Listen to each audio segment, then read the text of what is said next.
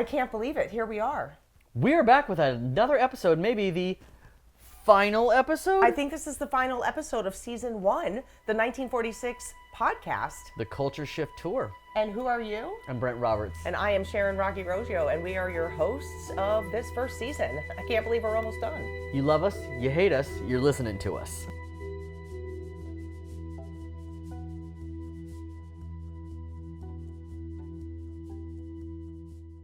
Well, here we are. We're going to talk about our last 2 stops on the 32-day road trip across America, doing 15 stops. So our last 2 stops were Salt Lake City. Oh, in good old Utah. And then we went to Las Vegas, Nevada. Nevada or Nevada? In the comments, go. But we know it's Nevada. Yeah. Okay, great. Yeah, We know? All clearly. right. If you disagree, let us know. But both states are wonderful. They're beautiful. What a great rides, right? Gorgeous drive from Colorado Springs into Salt Lake City. That was another long one. It was a long drive. Yeah, okay. But it was a beautiful drive. So I'm not going to lie. Diana and I, my then girlfriend, soon to be fiance, flew from Colorado Springs to Salt Lake City. And the only reason why is because we didn't have enough seatbelts in the RV once Diana joined us. So again, safety first.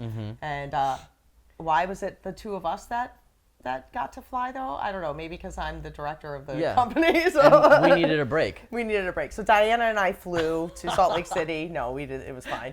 And so we actually got to fly over the Grand Canyon and the Great Salt Lake, which was really cool, and come in and get a different perspective like that while y'all were Drove looking through at this some of those beautiful passes. country. Yeah. Driving through. How wonderful. And Salt Lake, we had a great Airbnb that I think was gifted to us. Salt Lake City, let me think about this. No, Salt Lake City we paid for. Oh. And that's okay. You know, by the time we got through Colorado, that blessing that came to us from that couple in Memphis, that we told that story earlier on, Yes. that the man felt so inspired to help. Vegas and Salt Lake City were also 2 kind of areas where we didn't have a lot of resources. So we did have to do housing in both of those cities.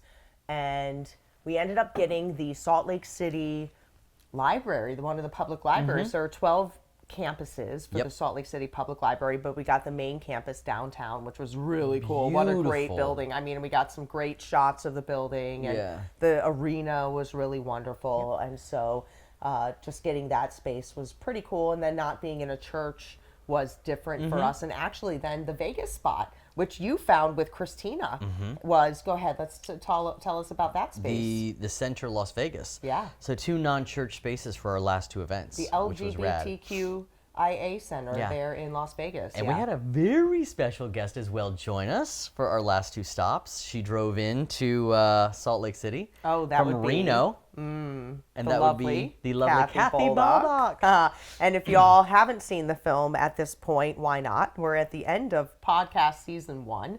But no, I'm just kidding. If you haven't seen the film, and those who have seen the film, you know who Kathy Baldock is. She is the lead researcher on the film, who was one of the first, or probably the first, to be like, hey, this 1946 thing that really started all this, as she was doing the work to bridge the gap between the LGBTQ community and the church, looking at 2,000 years of human sexuality to ask the question, how did we get here?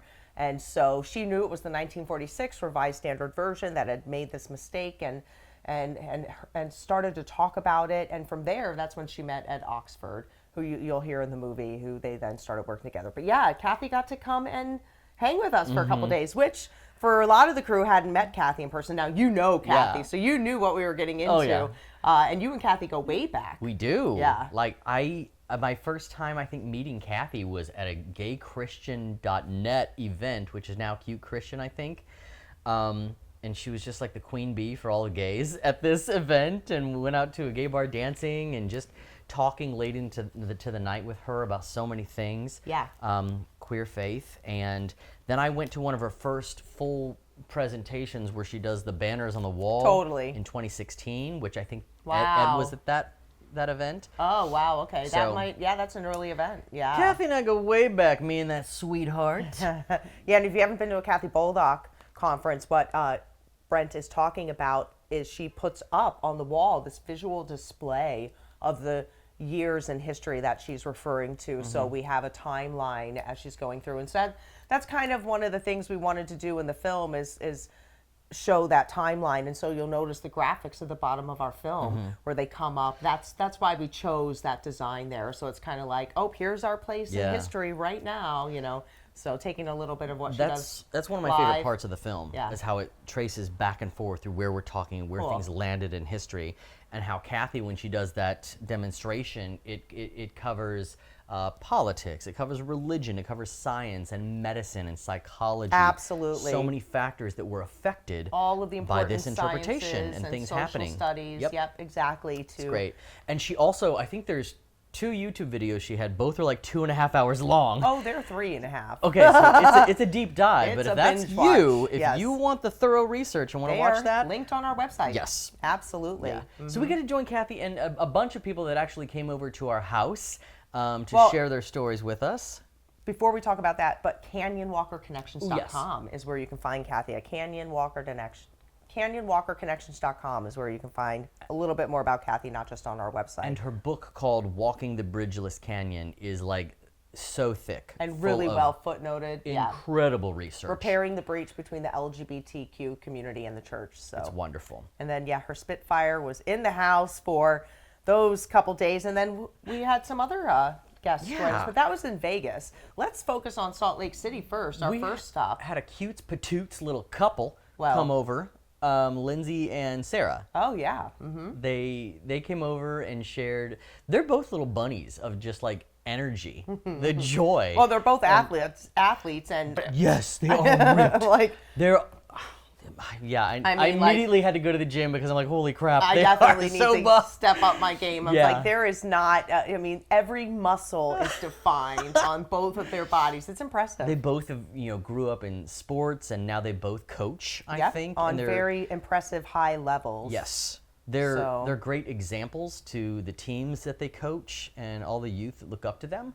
And Lindsey's actually at the University of Utah. Oh, nice. In Salt Lake City there. So as part of the basketball They got team. some prestige with Mm-hmm. that coaching. And they are a couple. Yeah, lesbian couple who love the church, love Jesus, Yep. and have found each other because of their a lot of common things that they share. You know, and one of the things they were saying to me off camera is, are we a little too close to each other, but sometimes that similar, are we too similar? Yeah. But sometimes that works out. Yeah. And in their case, it definitely works out. Yeah. They're really adorable. So I got to sit down with him for a cute interview and some powerful stuff talked about too. So let's listen to that now.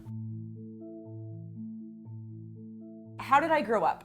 When I look at kind of my faith journey as far as growing up, I did grow up Catholic. My father went to Catholic school, went to Catholic high school, was in the Catholic Church his entire life. My mom was not. She was a Presbyterian, then converted to Catholicism when she married my dad because that's what you were going to do. And so that was the church that we kind of grew up in. And there's nothing wrong with that. I mean, I have nothing against Catholicism, but it was a space for me where I felt like I was just checking boxes. It was like, if I'm good, then I'm good with God. And if I do something bad, then actually you have to go confess your sins to another sinful human being, and then they'll tell you a couple prayers to say, and then you're going to be totally fine on Monday, which really didn't resonate with me at all. It wasn't this relationship with the living God. Like, Jesus was a person, but he wasn't a person I knew. And that was kind of my entire upbringing. And then I will be the first person to tell you I was saved in my adult life. As a college softball coach. When people are like, how were you saved? Like, how did that happen? And I talk about it all the time, and I bring it back to my athletes. Like, they were the ones that showed me what a relationship with Jesus looked like. Like, they talked about him as their friend, like someone that they went to coffee with or someone they opened their car door for, and this guy that just loved them. And I'm like, what are we talking about? Because when, again, growing up in Catholicism and then coming out at 17 and hearing, Sarah, you're an abomination, Sarah, you're going to hell, O'Briens aren't this way, we don't do this. And then this guy you told me loved me doesn't love me anymore, and how does that work? And trying to reconcile that, and then meeting that in my 18 to 20-year-old kids of like, no, Jesus just loves you. This I know because the Bible tells me so. And I'm like, yeah, but I heard that too, but then I was told I was wrong. But they just showed me his radical love regardless of anything. And it was just, no, he loves you. And like, you just get to accept that. And it was, I mean, a long story short, again, I was saved there, like by a pastor in Seguin, Texas, who did not know me at all. And he's not the one who saved me, Jesus did. But it was just a moment where he's like, God's telling me to tell you to let this go. Like whatever you're holding, let this go. He loves you for exactly who you are. And I don't think I've stopped crying since I was told that in my late 20s. But it was a space where I was like, oh, wow, like this love is real and this love is for me. And this love has nothing to do with my orientation or who I love. Those things don't have to be at odds with each other. They can be together in the same space. And when you can be authentically yourself, Sarah, there's this beautiful person that comes out of that, and that's Jesus. And that's kind of a very short, condensed version of my story. But I would say Lindsey's is a little bit different. So this is also one of my favorite stories. Yeah, how I grew up was a little different. I don't remember a time not being on fire for Jesus. I think I popped out of the womb an evangelist, and my thing I wanted to be when I grew up was a missionary. I remember being young and getting in trouble for giving away my toys because the Bible said that, we're supposed to give up the best of us for the ones we love. And so I was like, okay, what's my favorite thing? Oh, gotta give that away. And then I would get in trouble for it. And then, I'd invite my friends over, and instead of, sneaking around toilet papering people's houses, I would make them watch the Jesus movie and ask if they would like to invite Jesus into their heart. So I was not a very popular kid, but I was very convicted from a very young age. And that was the first thing anybody ever knew about me up until, through college, I would say. That was very clear. Every essay I wrote when I was little had something to do with, if it's an essay on puffins, it would somehow end with, and God made puffins, And then in high school, I was a pretty good athlete, and I was quoted in the newspaper a lot, and I somehow always found a way to incorporate my faith into those quotes. And so that was very evident in my life. Like, that was the surefire thing about Lindsey, is that she believes in Jesus, and she's on fire for that. But then I actually got married to a man when I was 24, and, was married for 5 years. And it was my biggest goal in life to stay married, because my great-grandparents got divorced, my grandparents got divorced, my parents got divorced, and so I wanted to really break that chain and, quote-unquote, follow God's plan for marriage. And so when we got divorced, it was because I had discovered that my sexuality had changed, or maybe I just had never really realized what my sexuality was. I had never really dated that much. I didn't really know.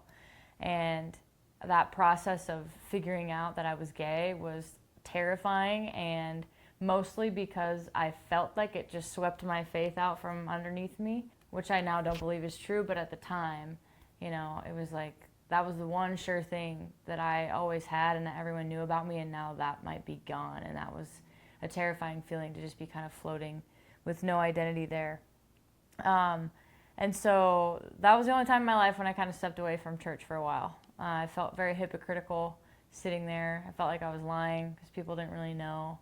And I was like hiding this secret about myself that had not only failed, my biggest goal of life, but also hurt someone that I loved when I divorced my husband. I told him the truth, and I think we're still friends because I did tell him the truth, but that was hard for him, obviously, and obviously hard for me too. So that was a low point, but thankfully that didn't last long, because, when God has a grip on your heart, he has a grip on your heart, and he never left me. I was the one who thought I needed to kind of hide from him. And as soon as I figured that out, started, getting back into the faith community and reading and journaling again, and not, too long after that, a few years later, met this one. So now we get to do all of that together, which is awesome.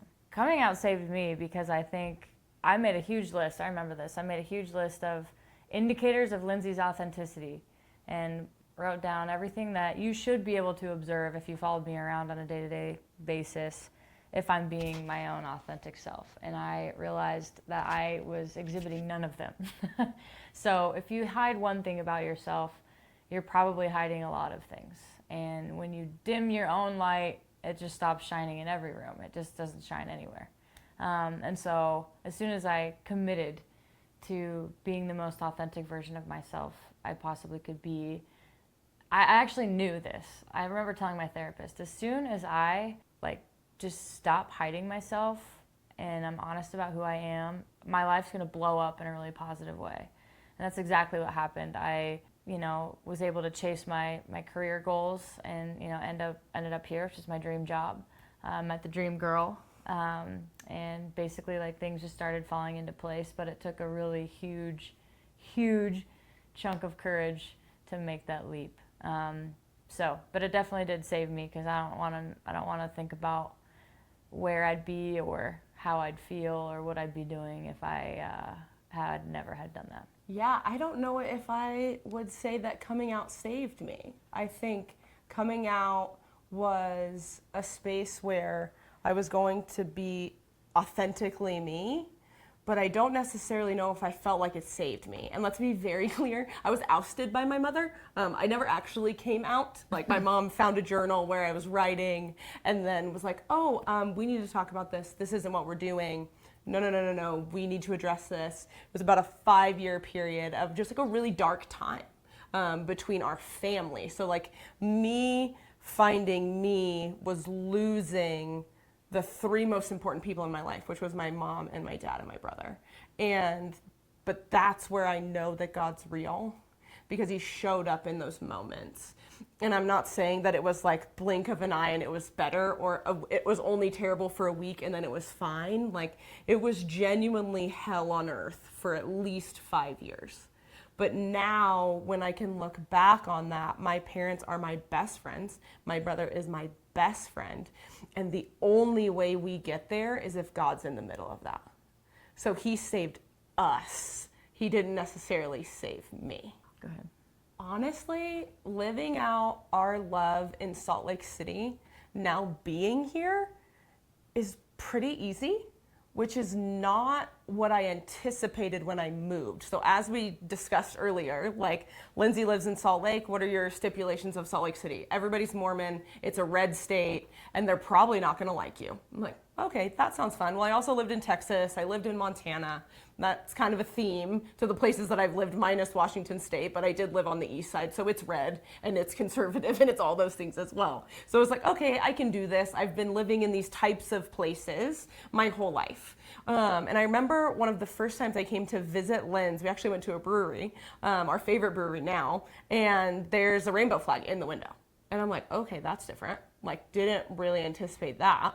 And then we're kind of walking around 9th and 9th, and we're not really going downtown, but at a time we went down to get ice cream downtown, and rainbow flag, women holding hands, men holding hands. And I'm like, where am I? Because this is not the version of Salt Lake City that I had anticipated. Do I say that it's all sunshine, rainbows, and lollipops? No. We currently attend a welcoming but non-affirming church. And we know that, but we also have been able to sit down with our pastor and have a 2-hour-long conversation about who we are, who our faith is, who Jesus is to us. And it was, I think for me it was I've got my guns loaded in my pocket, and I've got all my Bible verses ready to go, and I am ready to clobber the clobber passages, is how I felt when I walked in.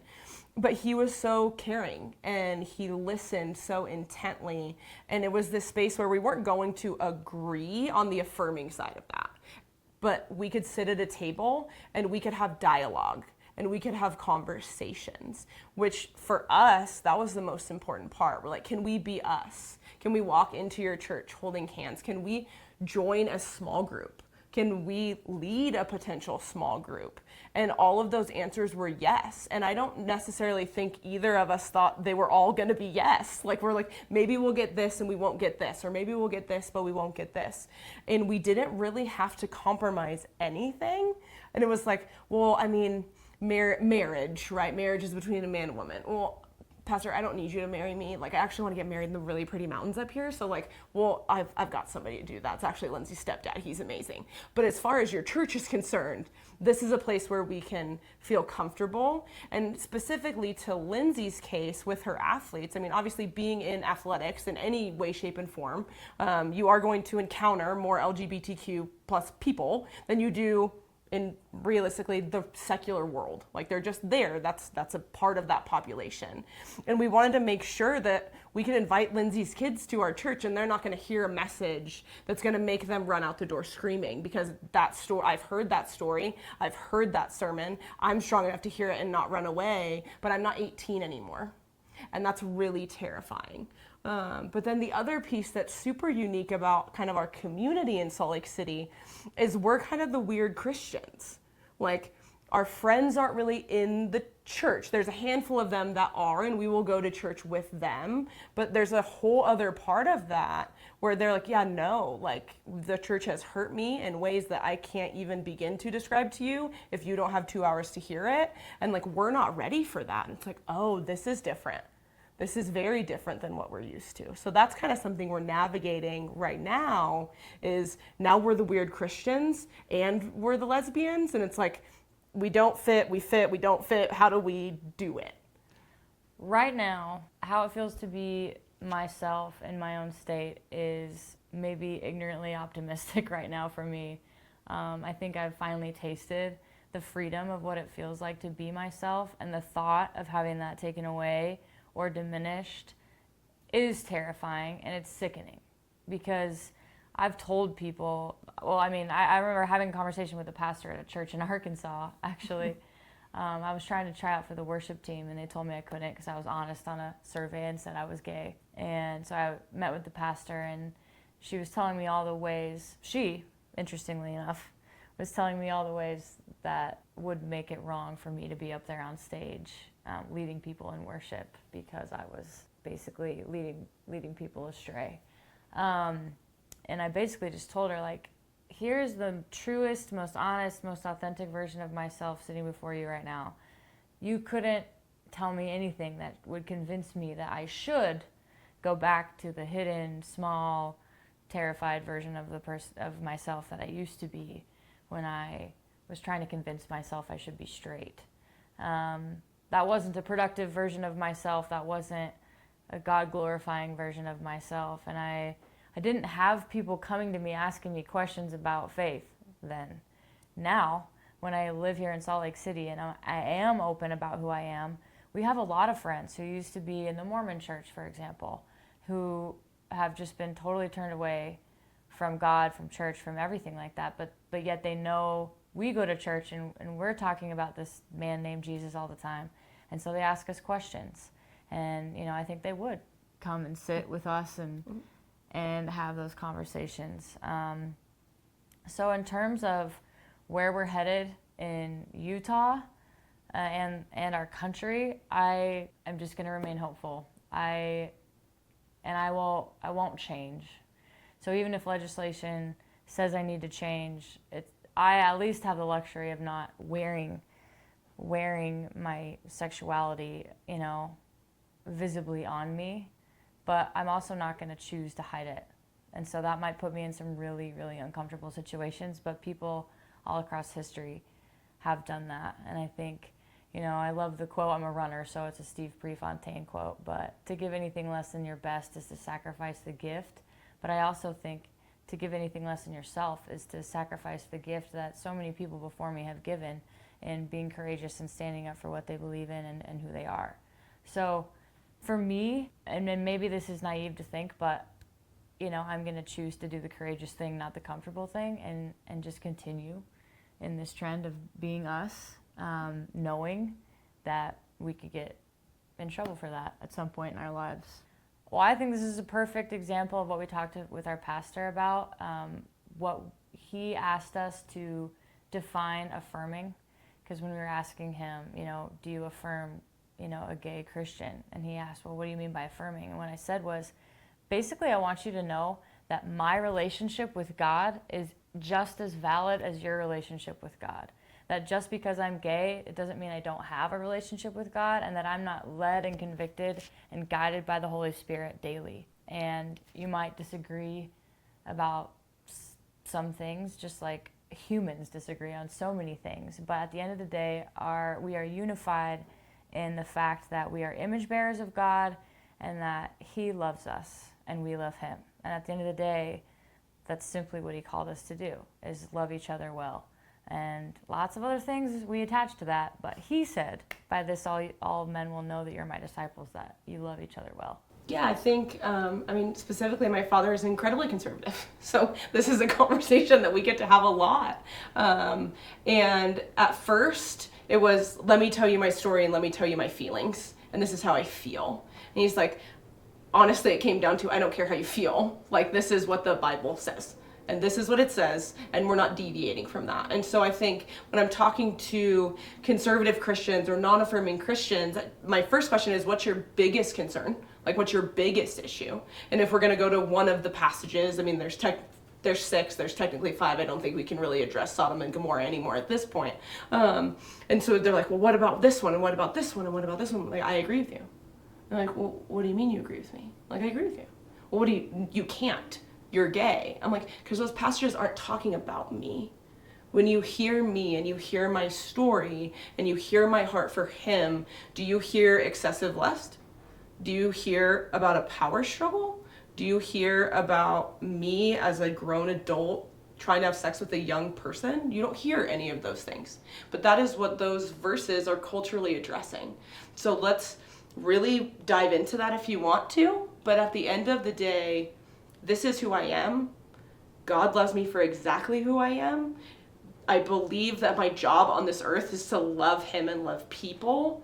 And I don't think he puts that calling on your heart if you're not going. I know where I'm going. I'm ending up in heaven. I hope I get to sit next to you. And I also hope I get to sit next to Paul, because I got a couple questions for that guy. But at the end of the day, I love him with everything in me, and I love his people. And that doesn't matter if they're liberal or conservative. That doesn't matter if they're gay or straight. That doesn't matter if they're men or female. We may disagree, but let's sit at a table and have a conversation.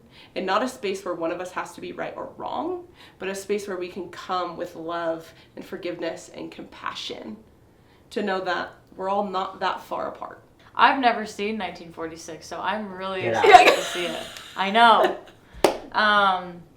I think it's important for people like me, for people who I used to be, for people who, didn't really have anybody to talk to about, why it's okay for me to be gay and be a Christian, why there are some questions on how the Bible is interpreted and, what language is used. So I think language is really, really important, and, words matter a lot, and because they have to do with how we interpret them. And we place a lot of emotion and energy into interpretation in various ways, and that makes a difference. And it made a huge difference for me in growing up. And so I think it could kind of make or break someone's trajectory on their views of the Bible. I personally have seen 1946 about 10 times. So I'm a big fan of Rocky, big fan of Kathy, big fan of Ed, love this entire entity. But I think when I first saw it at Reformation Project, and I think that was 2021, when it was still like partially cartoon figures, like it wasn't even fully complete, but Rocky allowed us to see it. And it was this space where I'm like, wait, is it really 1946? Like, that's true? Like, wait, there's no way. Like, this can't be true. Because it's like, well, I've heard this my whole life, and this is what it says. And I mean, the Bible's never been retranslated. What are we talking about? Just kidding. Over hundreds of times. But it was like 1946, that was when it all changed. And then you kind of get to see two different sides of a story. You get to see Rocky and her dad and how they kind of have moved through life. But then you also get to watch the man who said, hey guys, I think we're getting this wrong. And I think we need to look at it again.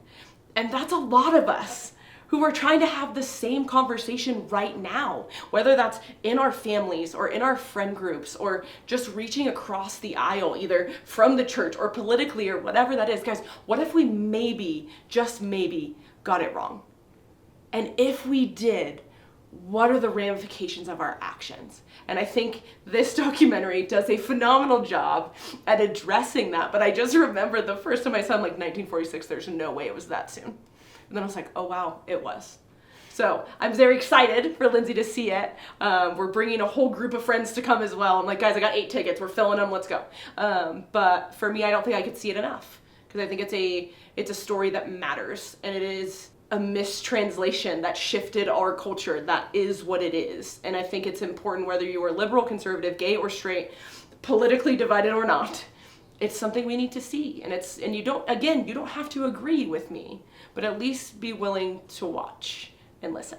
If I was speaking specifically, and I would choose 17-year-old Sarah, because 17-year-old Sarah came out, and that's when her life changed. And if I could go back to 17-year-old Sarah, I'd say, do it again. Love yourself through it all, and know that it's going to be okay. And you will be a better version of you, because you are more loving and authentic and caring and kind and open to so many other things that your eyes may never were open to because you were scared. And 34-year-old Sarah's not scared. 34-year-old Sarah is authentically herself from the moment she wakes up to the moment she goes to sleep. But I also know that I am incredibly loved. And at 17, I didn't realize that. Because love became conditional at 17. And that is an unconditional love that everyone should know that they have. Because of nothing that we did, but everything that he did. And if I were to go back and, speak to myself when I were younger, I think I would say that, you know what, Linz? If you feel pushed away from the door of the church, that is not God. God is never the one making you feel like that. He made you and he calls you to be the brightest, most authentic version of yourself, and to hide any little bit of that is to cover up something that he made on purpose. And again, if you're feeling ashamed, there's a difference between feeling shame and feeling guilt. If you're feeling ashamed of yourself or who you are, that is never God. And that's probably what I would tell myself.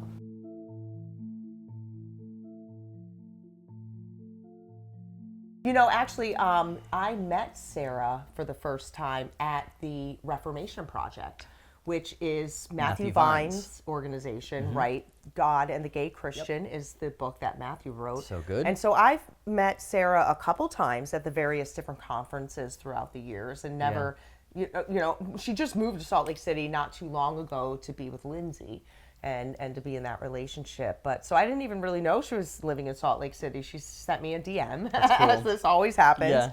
And says, hey, you're coming through. And I'm like, yeah, so that's how that met. But she is not only someone who attends the Reformation Project, she's part of the Ambassador Program.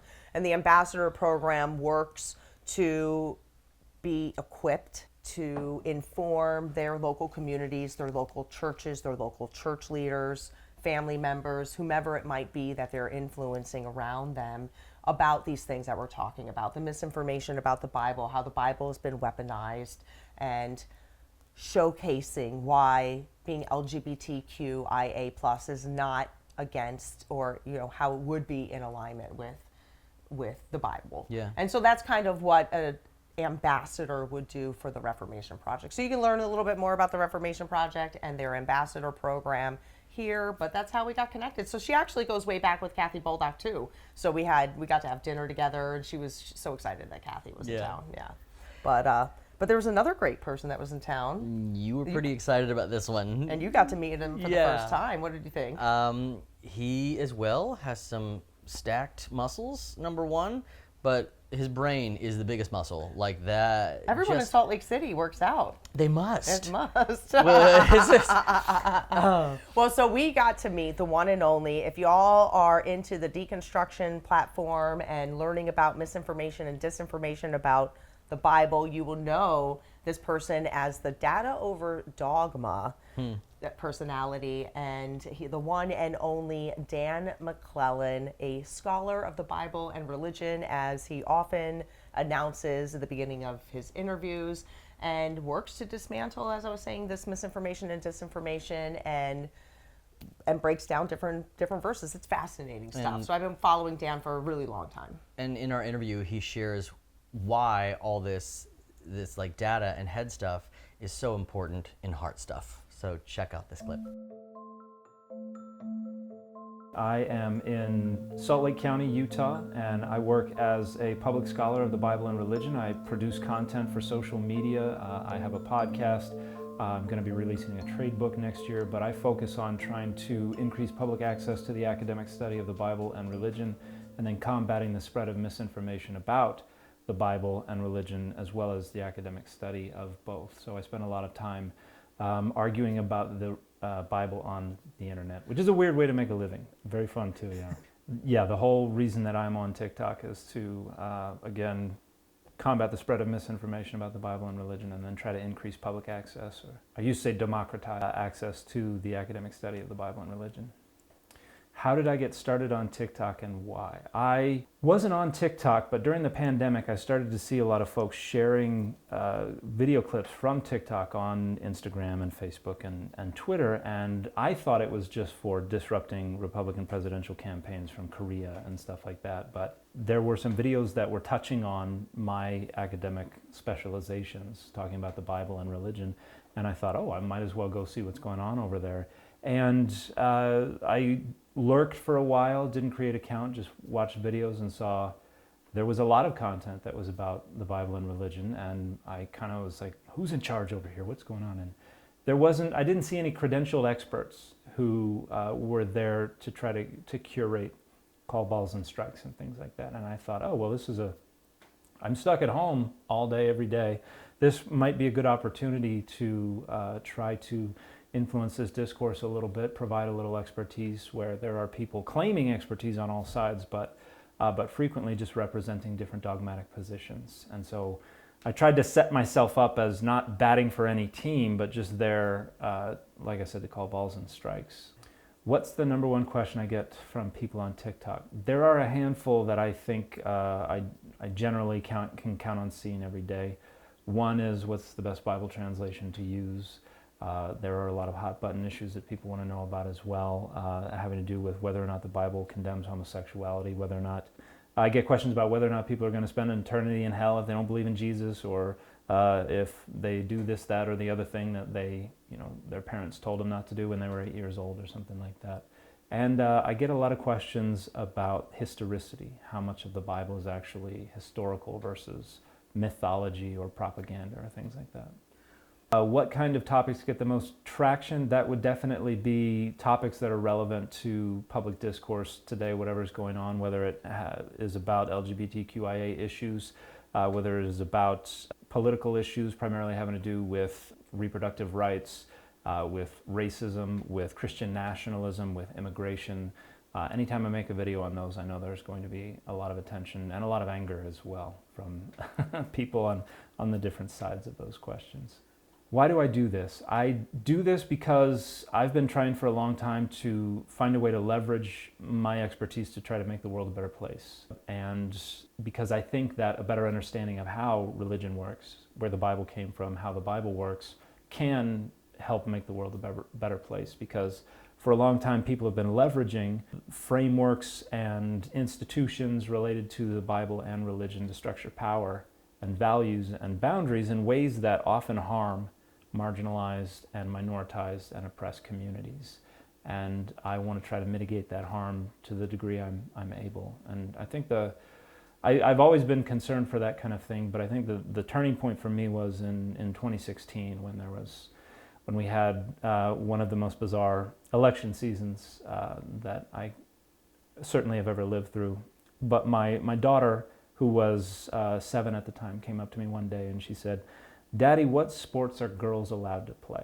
And I froze because that was a question that never could have entered my mind growing up. Because I was a boy.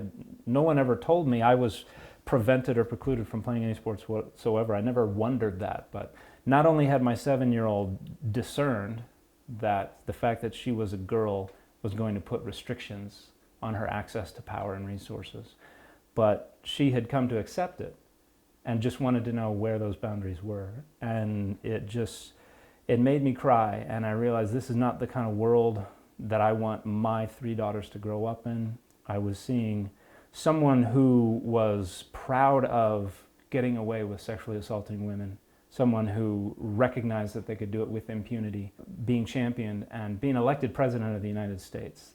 That just horrified me, and I don't think a lot of people realize just how traumatizing it was for people who were victims of sexual abuse, sexual assault, because people around them, in their family, in their own homes, in their neighborhoods, in the pews, at their work, were saying, that's not a deal breaker for me.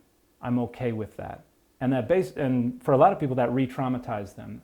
People who'd spent a long time trying to get over the fact that they had been put through this, for a bunch of people to say, "Yeah, it's not a big deal," was traumatic for a lot of people that I care about and that I love. And so I realized then that I couldn't be just sitting on the sidelines, just enjoying my privilege and not doing anything to try to make the world better for other people. And so that's when I joined a political party. I started getting involved politically. I ran for the state legislature here in Utah twice, in 2018 and 2020. I was the county chair for a caucus. I was a precinct chair. I've been politically involved ever since. And that's when I started trying to find ways on social media to try to influence the discourse in one way or another. Yeah, I mean, a lot of people are trying to do that, but I was fortunate enough to actually stumble onto a niche that I could fill on social media and make a difference, a little bit of a difference. What do I think really shifted and why? I think the degree to which extremism was given access to the levers of power made me realize we were going down a very ugly path. I was seeing people who were enjoying more and more freedoms in our country. Suddenly those were being ratcheted back.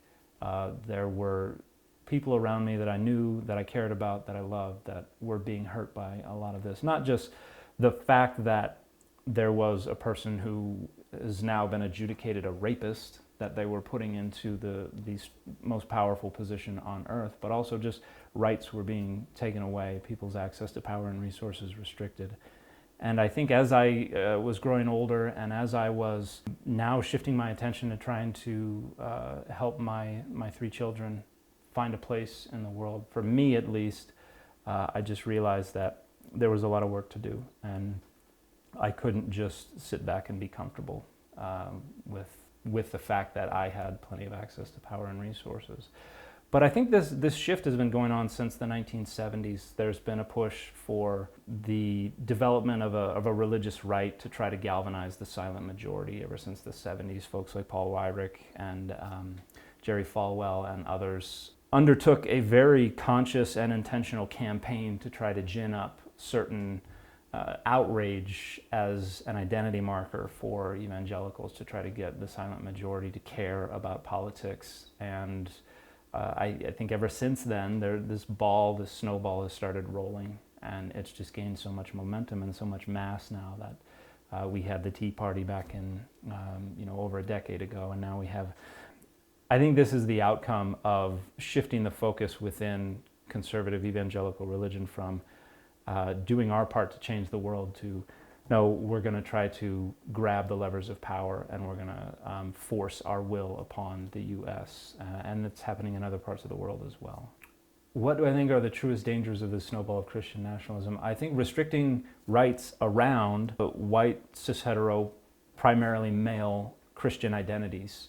They're the ones who are going to have the fullest access to power, and folks whose interests are not aligned with theirs, they're going to do everything they can to restrict that access to power. We see it now with folks arguing that we need to repeal the 19th Amendment. And this is something that happened back in 2018 here in Utah. There was a precinct chair in Davis County, which is just north of Salt Lake City, who posted on social media that our social problems can all be traced back to women. Forget exactly what he said, but basically that it can all be traced back to women being allowed out of the kitchen to vote. And the chair of the Utah GOP denounced that, but it was not unilateral. There was an awful lot of support for that position, and now it's a position that we hear, that we see being expressed on social media all the time. And so that's an example of, we don't want women to be able to access power and authority if it's going to conflict with our agendas, and so we need to restrict that power. And so ethnic and racial minorities, immigrants, LGBTQIA, folks with sexual identities that they don't understand and don't like, I think they're going to do everything they can to try to take power away from them, and then we're just going to descend into authoritarianism. And unfortunately, I think the same kind of thing that happened when, in the 19th century, when the issue of slavery came to a head. I think that kind of thing has the potential to happen again. I think there's significant violence on the horizon if folks continue to try to overpower and suppress folks who are going to be the majority of our population before too long. So, yeah, horrific. You are a specialist in all of this. You are incredibly well educated, and you are now on the inside of this political realm. What do you say to encourage the average layperson to dismantle Christian nationalism? What do I say to encourage the average layperson to dismantle Christian nationalism? Something I say on social media a lot is think critically and Google competently, because there are an awful lot of people who are just concerned with confirmation bias. We all have our social identities that are important to us, and just intuitively we're going to prioritize those identities and the interests that align with them. And so it's difficult to react to and respond to the news that we see and the arguments that we see on social media and in person in a way that looks past those prejudices, those biases. But I think thinking critically about the claims that we see is important, and if you want to go out and investigate what's going on, I think I say Google competently, but basically what I mean is learn the difference between something that is sourced and not sourced. If you want to go find out if something happened, or if a text says something, or if somebody said something, go find something reliable where there's a source that you can confirm, where there are experts who agree on this kind of thing. So I talk an awful lot about the consensus, the scholarly consensus on my channel, which upsets an awful lot of people. But the point is not to say that that means a claim is inerrant or it has to be true. The point is to say this is the position, the argument, the claim that has convinced the majority of experts. And if you do not have the skills and the resources to plumb the depths of those arguments on your own, and for an awful lot of stuff, very few people have that expertise, the best way you can find out what the best argument is by looking at the consensus. So things like climate change, there are very few people who can actually look at and understand and interrogate and critique the science. And so looking at the consensus, I think, is the best shorthand for understanding where things stand. And with the Bible and religion, I think things are very similar, and the same can be said of politics and a lot of the social issues that we're dealing with. Look for stuff that might make you better way to say this would be, if a claim makes the tuning fork in your loins go off, maybe think critically about that. Maybe go investigate that, because the more it resonates with you and your intuitions about what is good and what is bad, the more likely it's designed to do that, rather than just an expression of some kind of fact or research or things like that. How do I think the issue of inerrancy started and the weaponization of the Bible began? That's a great question that deserves far better and far more exhaustive an answer than I can give here. But I think that when Christianity began, when it was still not quite discernible from Judaism, the scriptures were more about the message that they contained and not so much about the words on the page. The authority was in the message. The authority was not in the letters on the page, which is one of the reasons that among the Dead Sea Scrolls, we have different manuscripts of the same text and they have different readings. That was okay. It wasn't a big deal. Within a couple centuries of the rise of Christianity, the locus of authority, the place where the authority was located, moved from the message to the texts. And now that was your confirmation of what was true, of what God's word was. Because initially the words of Jesus had more authority than the dead letters of the Jewish scriptures. But then once you got a generation or two away from Jesus' life, and nobody really had a real claim to have heard the words of Jesus directly from his mouth or from someone who heard them directly from his mouth, you had to find some kind of place to locate the authority, and I think the text became that place. And so the text became monumentally important at that point. And this is the time period where we see the different versions of the text kind of being systematically harmonized and standardized, at which point the text becomes the greatest authority. Although within Christianity, the tradition was also considered to be authoritative until the Reformation, which is where we have the rise of Protestantism and sola scriptura, the idea that the Bible alone is sufficient, is inerrant, is inspired, is authoritative. And so it's always been about structuring power and values and boundaries and figuring out who gets to decide who's in and out, and on what bases are we deciding who's in and out and where that line gets drawn.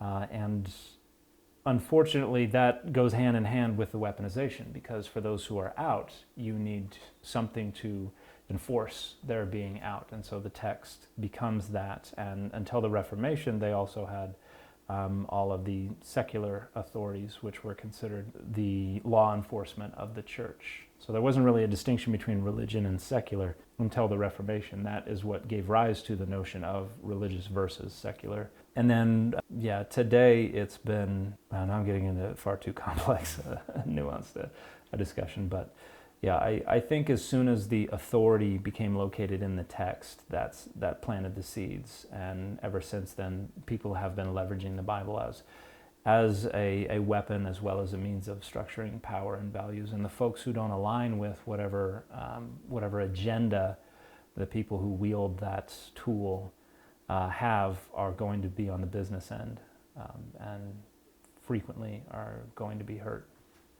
Why is it so hard for people to let go and accept new information?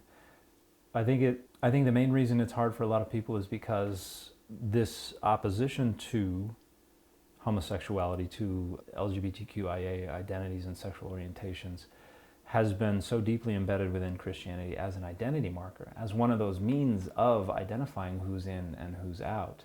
And it goes all the way back to the earliest years of Christianity and before, in different ways. But it's been such a fundamental identity marker for so long that a lot of people just intuitively, there's a hurdle that they have to get over in order to do that, and the cost of getting over that hurdle is too high in a lot of their minds. The cost-benefit analysis that goes on intuitively is not shaking out the way it should, because so many people have spent so much time asserting that identity marker and asserting that that's an uncrossable line, even as they renegotiate other parts of the Bible. I mentioned slavery earlier. Slavery is something that is considered normative throughout the Bible. It's defended throughout the Bible. There's not a single syllable of the Bible that questions at all the practice of buying, selling, and owning other human beings. Collectively, we decided it was a bad thing. It wasn't for us anymore. And it took a lot of fighting. It took a lot of death. It cost a lot of lives. But ultimately, we got over that hurdle, paid all the costs for getting over that hurdle. But as a human race, we got over that hurdle, decided that was something that was evil. And the folks who read the Bible today, who believe it's the Word of God, that it's inspired, that it is inerrant, overwhelmingly read it as denouncing slavery, as not supportive of slavery. And so there's no one living today who honors every single word of the Bible as it was originally written. Everybody has to negotiate with the text in one way or another. Everyone rejects certain aspects of the Bible, and everyone accepts other aspects of the Bible. This is just another example of that. This is something that ultimately I believe that we're going to get over that hurdle as a human race, that we're going to realize that this is destructive. It's destructive to mental health. It's destructive to people's safety. It's destructive to their very lives, to their livelihoods. And its only value is as a means of drawing up boundaries to decide who's in and out. And so ultimately, I think what it comes down to is when enough people put those two things in balance and decide that the mental health, the well-being, the livelihood, the lives of the men, women, and children who were created this way is worth more than the boundaries that marker allows us to draw up just to enforce our identities and exercise our power. Unfortunately, there are an awful lot of people who are digging their heels in on the other side of that because they perceive access to an awful lot of access to power and values by asserting that identity marker. And that's why this is something that comes up in politics. It's why there's an awful lot of political power at stake in this kind of thing. And I think there will come a day when all that happens. It's just a matter of how much time has to pass, how many lives have to be thrown upon the altar of that identity marker. And it's nothing more than an identity marker.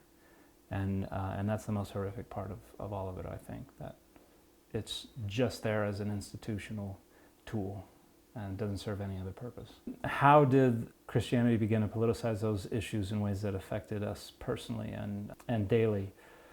There have been many times in history where Christianity has come into conflict with the social groups and the people around it in ways that have required they come up with new ideas about things. The Reformation was one of those big ones. We saw this happen with slavery as well.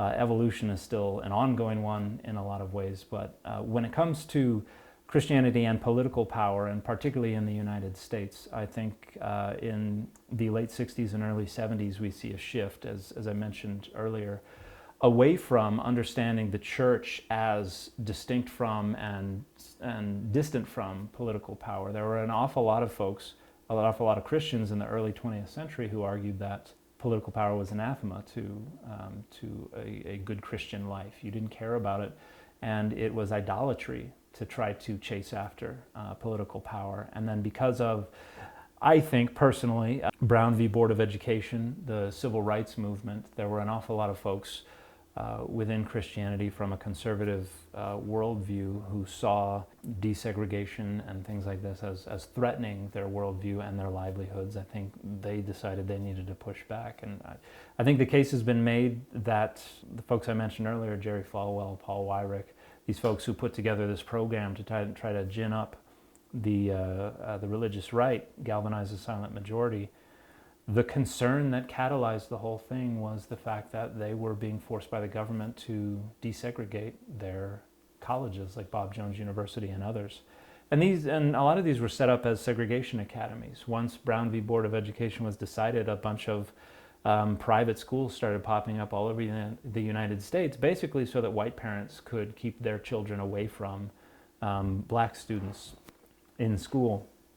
And evangelical universities were doing the same kind of thing. And even Brigham Young University, just an hour south of here in Provo, took a long time to desegregate. But some of these folks decided they weren't going to take it lying down, that they wanted to try to influence government. And some of these folks decided the best way to do that was to get evangelicals interested in political power, and that's what took place across the 70s. President Carter was a progressive evangelical, and he was basically booted out because they decided they needed Ronald Reagan. They needed a more regressive evangelical to get into office and to implement their political agenda. And so I see the 70s as a turning point, and it happens in all kinds of different issues. That was when the NRA was taken over, the leadership was taken over in a coup in 1977, and they turned a lot more extremist. That's when abortion became the rally cry for a lot of evangelicals. After Roe v. Wade was decided, a lot of evangelical leaders said, hey, we're cool with this isn't a big deal, until Weyrich and Falwell said, no, we need everybody to be upset about this, and now that has become the central issue. Every single day on social media I see people saying, I can't, the one thing that stops me from voting against Trump or for a Democrat or something like that is support for abortion, the legalization of abortion.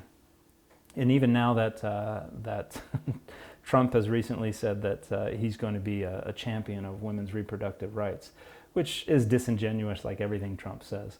But the debates that are going on now amongst evangelicals about what this means about how they're going to vote it's horrifying. I mean, they're putting this issue ahead of so many far more important issues that are going to impact their lives directly. The abortion thing is never going to impact their lives. What's one question I would ask somebody at the voting booth? That's a great question, because I spend so much time trying to think about these things on pretty high level terms.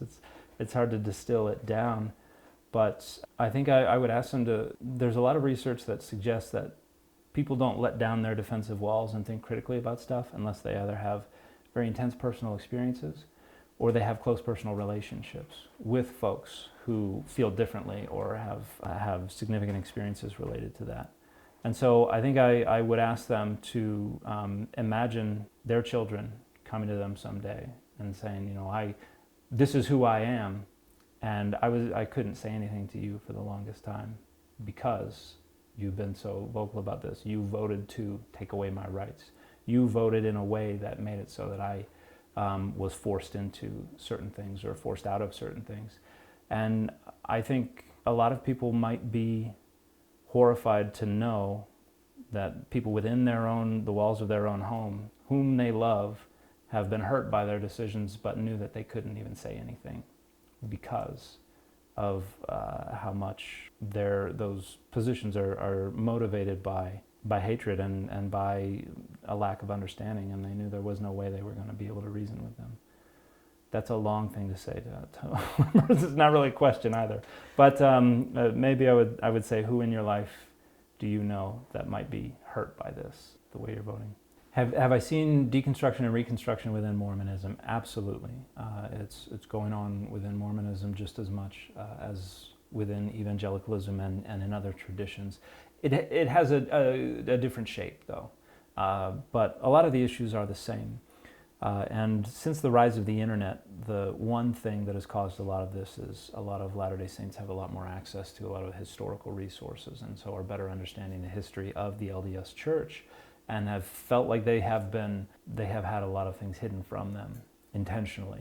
And there's an argument to make that is absolutely true.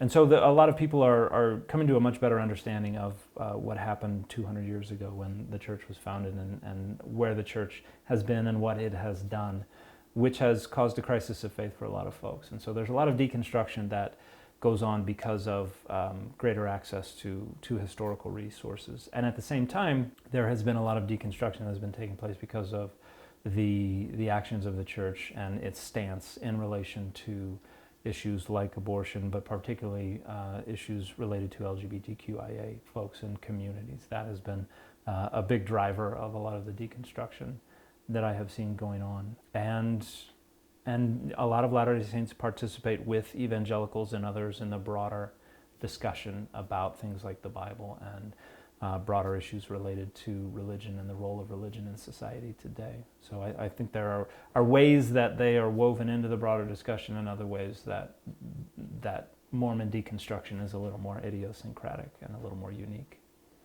What is my hope for the America my three girls grow into?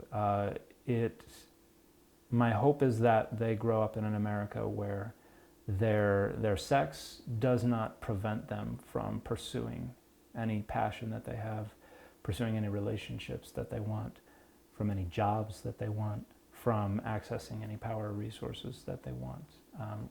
I am not precluded. I'm precluded from virtually none of that because of what I look like, and I have seen other people who look differently from me, who act differently from me, who love differently from me, have doors slammed in their faces, doors that would be open to me. And the more I've become aware of that, the more unacceptable that has been to me. And so I'm trying to do what I can to ensure that, to the best of my abilities, I'm changing that. Not just for my three girls, that's the most proximate concern of mine, but for everybody, because I think a lot of folks' inability to see beyond the scope of their own personal relationships is one of the biggest problems with all of this. Because if it doesn't happen to me or somebody I love, then it doesn't matter. That's one of the problems that allows people to continue down these paths that they're traveling so thoughtlessly and callously. Do my followers consider me a hero? I have seen people say that because I wear a lot of comic book related t-shirts. I take that as facetious. I do get messages every single day from folks who say that what I'm doing has played a significant role in their healing from trauma and healing relationships that have been hurt by high demand religions or by other folks who are leveraging the Bible and things like that. Are you a superhero? No, I am not a superhero. I am deficient in so many areas where I think a superhero would at least be competent. There are a lot of topics like that. In fact, before I headed out to come here, I started but was unable to finish a response to a video that someone posted earlier today on TikTok. Right now, the LGBTQIA issue is something that is very near and dear to me. I have family, I have friends who are parts of different segments of that community, and I've seen how it has affected their lives, and I've seen how thoughtless people can be, and how much it just undermines, I hope, everybody's goals and intents for a country like America that is ostensibly built on the principle of liberty for all. And so that hurts my heart more than anything else when I see folks who are so callously and so blithely not just trying to restrict the freedoms and the liberties of LGBTQA folks, but also who demonize them and go out of their way to try to belittle and even harm them. The fact that there are folks out there who presume to have a good grasp on ethics and morals and the Bible, who would go out of their way to hurt other people, it baffles, it depresses, and it infuriates me all at the same time. And I wish there were more I could do about it.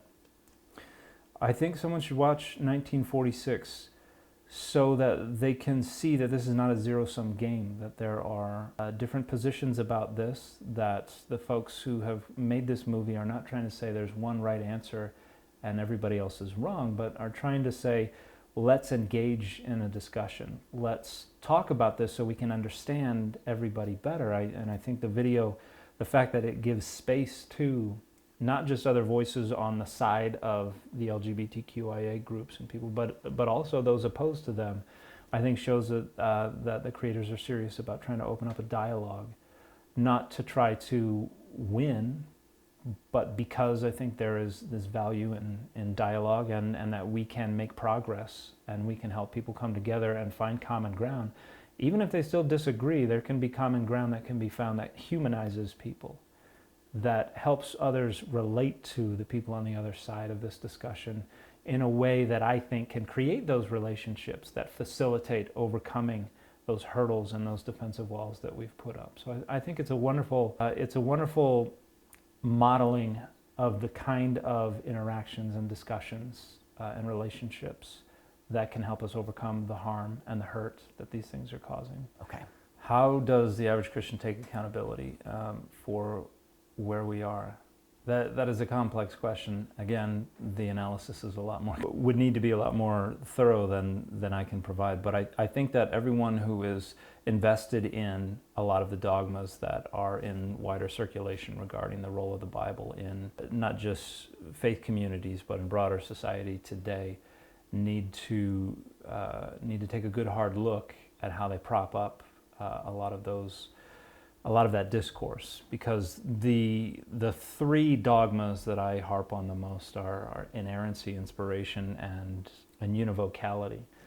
And univocality is a really important one because when we look at the Bible, we see a lot of different ideas and even conflicting, contradictory ideas. But if you think that it's all univocal, that it all speaks from one consistent, unified voice, you need to impose some kind of unifying framework and decide what is the one message on a given topic that you're going to extract from the text. And just intuitively, that process of negotiating with the text is going to be driven by our own needs and desires, our positionality in society today, what social identities are important to us, what our goals for the future are.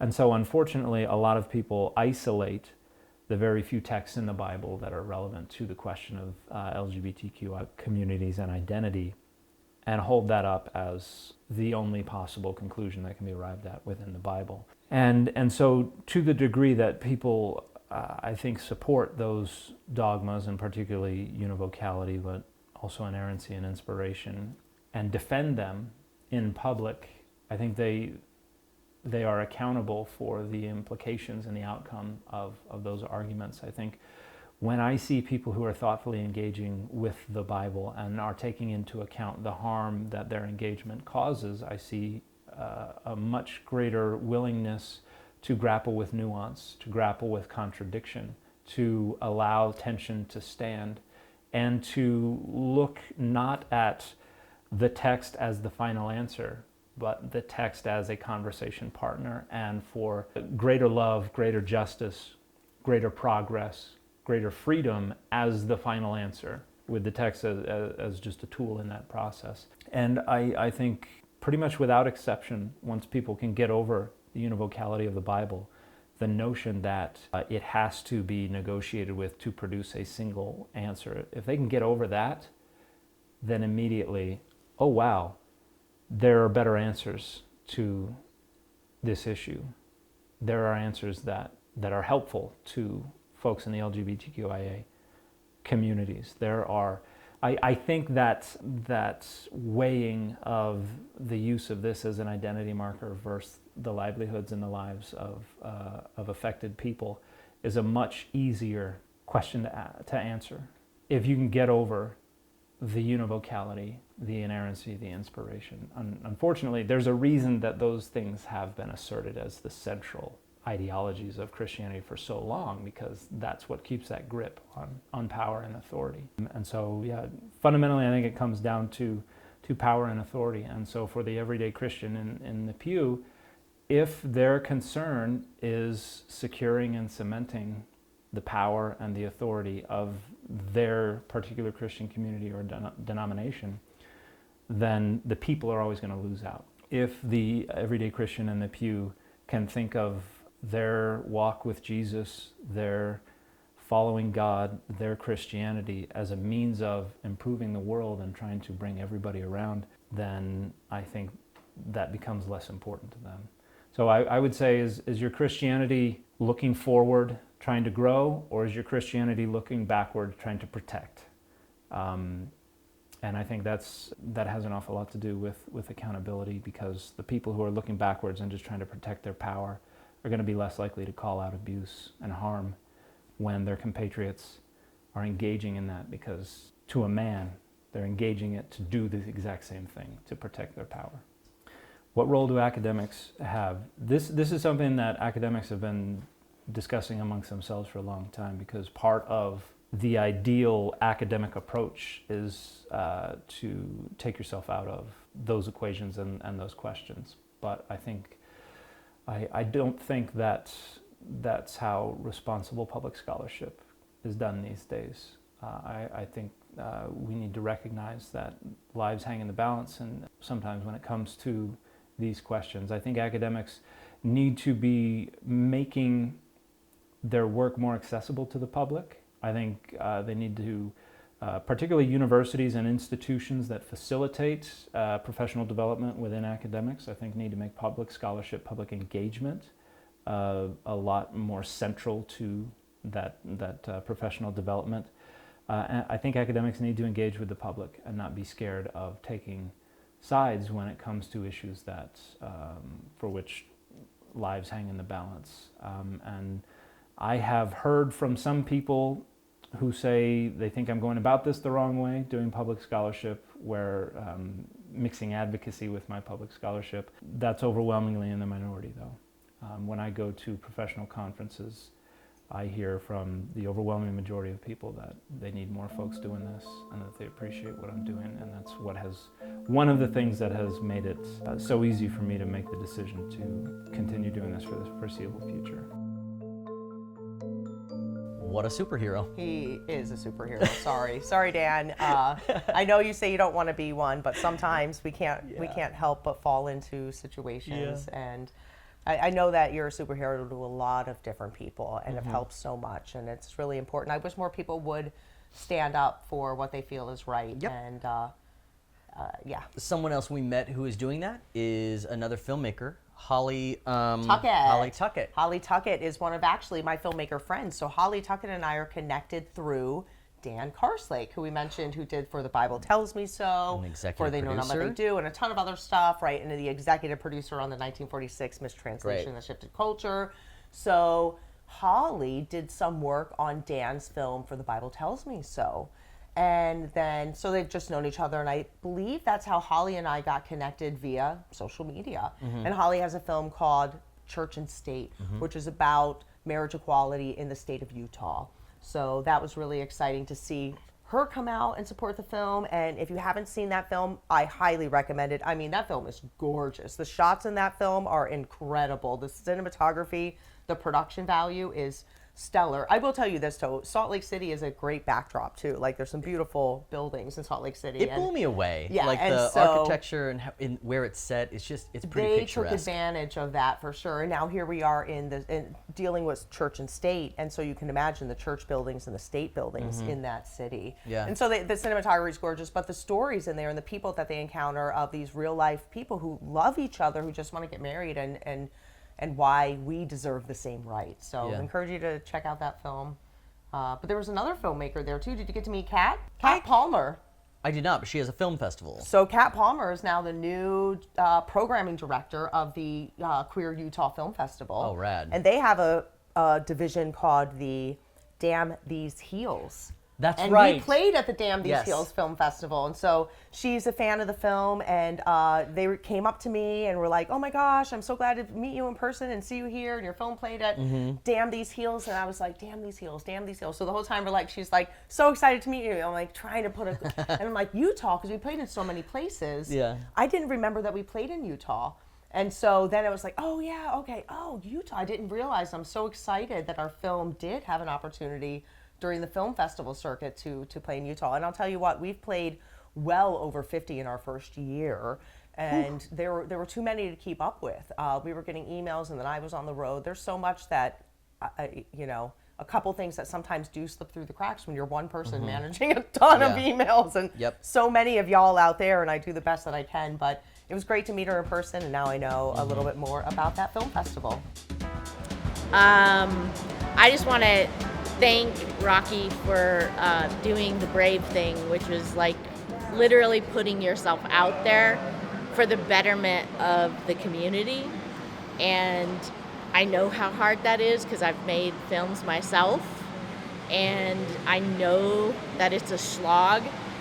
This movie is, if you are in a faith, and I was raised Mormon, if you're in a faith and you feel like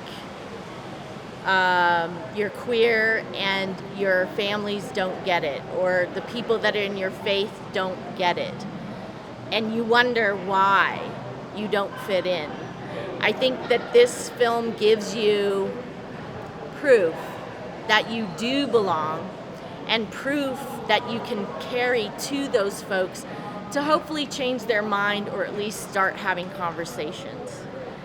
And you may not be able to bridge the gap, and that's okay, because we're queer and we know how to make family because we've had to. But it is a way for you to maybe reach through that divide and bridge that gap so that you can move into relationship with your family and have better relationship with your family. This is my fourth time seeing the film. It is one of my favorite films. I think it's poignant, it's brilliant. Rocky is brilliant. Kathy is brilliant. Ed is brilliant. And I think this is a film that needs to be seen by everyone, religious or not. I'm a firm believer that God is pure love. And so it's interesting to me when people weaponize God's words. And I love that they were able to find, was it David? And I think that that was such a poignant part of when they talked about how the words were weaponized. And I just think we need more love in our community, and I think that this film is able, and we need to have more things that bridge. We have such a polarized world we're living in right now, and I feel like this film helps bridge communities, and it needs to be seen by everyone, religious, non-religious, queer, and it's a validating film. And I sob every time I watch it. It doesn't matter that it's my fourth time. I still leave sobbing. It's a must-see film. Go see this film. Yeah. Thank you to all the film festivals out there, because when you have, as an independent filmmaker, made a film, whether it's a short doc or a full-length documentary or a feature, whatever it is, you try to get the momentum behind that film, and a great way to do so is at all of these various film festivals, and to grab accolades and awards if you win, like 1946 has swept and won so many awards, and then hopefully the right people at these festivals be like, I want to produce that or I want to help, get that out. Launch that to distribution and Right. get that to the right streamer or whatnot. So Right. it's all trying to amp up the volume of these messages, of these stories that filmmakers craft into these beautiful masterpieces that move your heart and open your mind. And the distribution world is so different. Streamers are just not interested in content like this. And so we've had a very hard time finding a home, which is why we're just so grateful for continuous support and our donors and being able to do an impact campaign like this, to be able to provide these free conferences to the public and Free screenings of the free movie. screenings of the movie to go out and really get it out there. So And something we always said at every event was the power of you and your thumbs as you're listening to this podcast or you're maybe watching it. When you comment, when you like, especially when you share it, it's just that word of mouth. If you've enjoyed a burger somewhere, someone else wants to be like, I'll go try it because you said so. So if anything from this podcast, if anything from 1946 has left a difference within you, has made an impact on you, please share it so that someone else can listen to this as well and hear the message of 1946. You are our biggest way to get this film up and out to where it needs to be so that all can see and hear this incredible message. So when we were in Salt Lake City, we got to hear Kathy Baldock do a Q&A for the first time. So we had Ed Oxford in Phoenix, which was wonderful. And then now we have Kathy in Salt Lake. So some of the crew got to meet Kathy for the first time and hear the Q&A. Yep. Any personal feelings from that night? We had a date. Kathy and I said bye, everybody, and we got to break away and have a little Kathy and Brent date. Yeah. I remember. Yeah, baby. And what were the rest of us doing? I don't know. Oh, you know why? Because Kathy just got this wonderful EV vehicle. Yeah.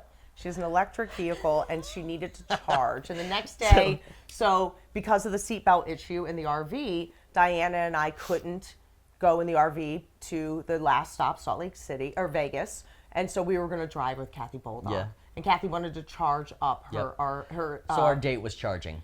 She wanted to charge up her electric vehicle before getting on the road, right? So y'all went and had a charging date. We had a good catch up talking just about her life in Reno and her son and so many good things about how she continues to hike and get outside. And I was reminded on this trip as well because Elliot and I got to take a hike in Salt Lake up to the living room. And it was a giant hike. We started at one point and then we went like miles higher. And it was just exhilarating and reminded me how close I feel connected to my faith and spirituality when I'm outside. And I think that's such a huge thing for Kathy as well when she puts all those giant thoughts together and drops that information on us. It's from her long walks and how she met Neto. Right. One of the first LGBTQ people in her life Yep. that came along and loved Kathy. Which was one of the catalysts of this movie. Yeah. Yeah. I love that story. Yeah. Full circle. Comes full circle. Thank you for joining us for episode 9, part 1 of the 1946 Culture Shift Tour. Join us next time as we finish off episode 9, part 2 at our last stop for season 1 in Las Vegas. Talk to you then. Thank you to our sponsors, makingthingsright.org, for your generous donation and helping us produce this podcast. And to Uncut Studios in downtown Los Angeles. Step into a studio unlike any other. To learn more, follow them at Uncut Studios DTLA on Instagram.